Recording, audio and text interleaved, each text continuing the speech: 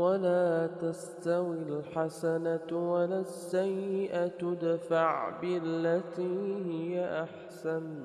فإذا الذي بينك وبينه عداوة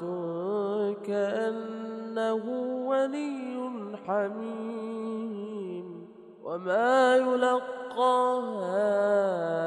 إلا الذين صبروا وما يلقاها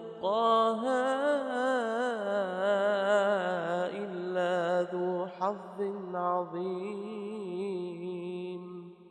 وإما ينزغنك من الشيطان نزغ فاستعذ بالله إنه هو السميع العليم